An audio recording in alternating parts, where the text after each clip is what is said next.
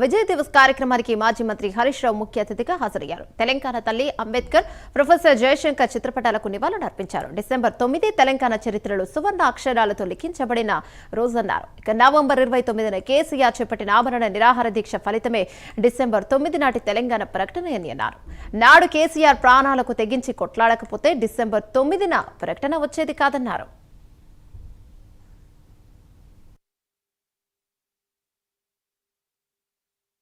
ఈ డిసెంబర్ 9 అనేది చరిత్ర పుటల్లో సువర్ణాక్షరాలతో లిఖించదగిన రోజు. నవంబర్ 29 మనం దీక్షా దివస్ జరుపుకున్నాం. నవంబర్ 29 లేకపోతే డిసెంబర్ 9 తెలంగాణ ప్రకటన లేదు. డిసెంబర్ 9 లేకపోతే జూన్ 2 రాష్ట్ర అవతరణ దినోత్సవం లేదు. అంటే తెలంగాణ ఉద్యమంలో ఈ 3 రోజులు చాలా కీలకమైనవి. November 29, December 9, June 2. నవంబర్ 29 లేకపోతే డిసెంబర్ 9 లేదు. డిసెంబర్ 9 లేకపోతే రాష్ట్ర అవతరణ దినోత్సవం జూన్ 2 లేదు.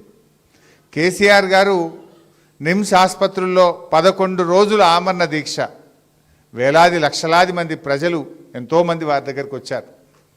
ఆ దీక్ష ఫలితం ఇవాళ డిసెంబర్ 9వ తేదీ ప్రకటన.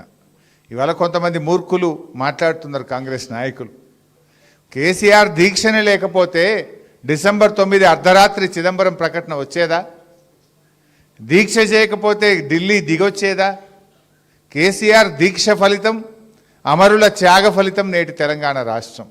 దీక్షే లేకపోతే తెలంగాణ ప్రకటనే రాదు. ఈ ప్రకటన వచ్చిందంటే కేసీఆర్ పోరాటం, కేసీఆర్ దీక్ష.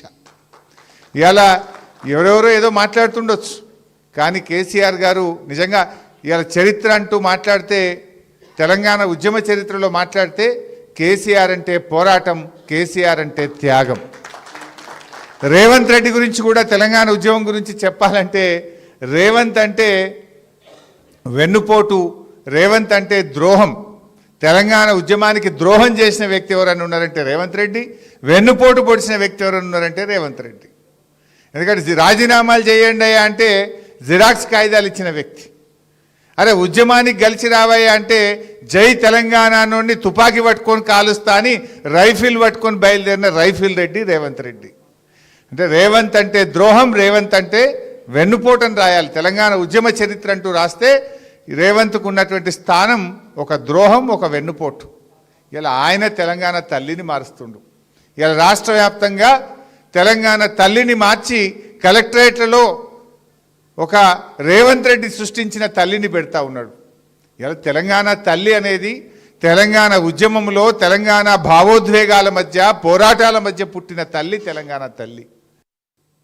ఇలా తెలంగాణ అస్తిత్వాన్ని దెబ్బతీస్తున్నాడు రేవంత్ రెడ్డి.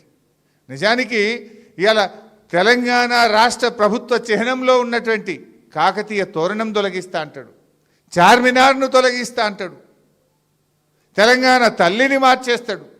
నువ్వు తెలంగాణ అస్తిత్వాన్ని దెబ్బతీస్తున్నావు. మొన్నెప్పుడో రామోజీ ఫిలిం సిటీకి పోయిండు. ఆడపోయి అంటాడు, రవీంద్ర భారతి అవార్డుల కంటే రామోజీ ఫిలిం సిటీ అవార్డే గొప్పదట. ఇది తెలంగాణ అస్తిత్వాన్ని దెబ్బతీయడం కాదా? రవీంద్ర భారతిలో ఏ అవార్డులు ఇస్తాం? దాశరథి గారు అవార్డు ఇస్తాం.